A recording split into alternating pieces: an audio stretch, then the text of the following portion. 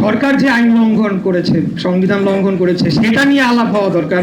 মূল বিষয় হতে হবে সেইটা, এইটা না।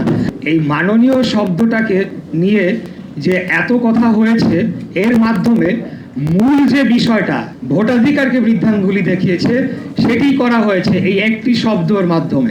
আমি মনে করি যে গুরুত্বপূর্ণ একটা বিষয়, এই কারণেই, কারণ এটা নিয়ে ব্যাপক ধরনের একটা আলোচনা সমালোচনা সৃষ্টি হয়েছে। তো আমি বলবো যে মাননীয় যে শব্দ, এই শব্দর অর্থটি কি? মাননীয় শব্দটির অর্থ আমি যদি ইংলিশে বলি তাহলে বলতে হয় অনারেবল বা মাননীয়। আমরা যে কোনো প্রাইভেট প্রতিষ্ঠানেও, প্রাইভেট কর্পোরেট প্রতিষ্ঠানেও দেখেছি অনারেবল এমডি, অনারেবল চেয়ারম্যান এভাবে লেখা হয়।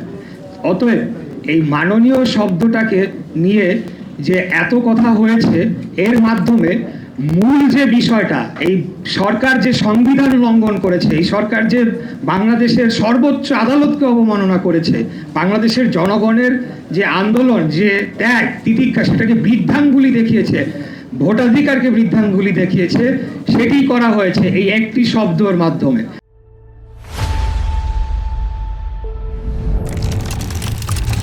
এই একটি শব্দের কোনো তাৎপর্য নাই, কিছুই নাই। আমি যেটা বললাম, এটা প্রাইভেট প্রতিষ্ঠানেও এই ধরনের শব্দ ব্যবহার করা হয়, যে কোনো চিঠিতেও এটা লেখা হয়। অতএব আমি জানি না যে, আমি জানি কেন, জাস্ট মূল বিষয়টাকে আড়াল করার জন্যে সোশ্যাল মিডিয়া এবং 2-3 দিন আমি মেইন স্ট্রিম টিভি চ্যানেলগুলোর মধ্যেও দেখেছি যে টক শোতে, এবং উপদেষ্টা নিজেও বলছে, মানে এটা এমন কি বিশাল ঘটনা ঘটে গিয়েছে আমি জানি না। এটা তো আইন লঙ্ঘন না। সরকার যে আইন লঙ্ঘন করেছে, সংবিধান লঙ্ঘন করেছে, সেটা নিয়ে আলাপ হওয়া দরকার। মূল বিষয় হতে হবে সেইটা, এইটা না।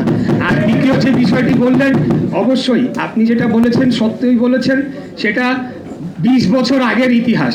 কিন্তু গত 3 টার্মে, গত 15 বছরে তার কর্মকাণ্ড কি ছিল, সেটির উপর ভিত্তি করে সে দোষর হতে পারে কিনা, সেই প্রশ্নটি আমি আপনাদের কাছে রাখতে চাই। কেউ 30 বছর আগে কি করেছে আর 5 বছর আগে কি ভূমিকা রেখেছে, সেটা নিয়ে তো আপনি জাস্টিফাই করতে পারবেন না, তাই না?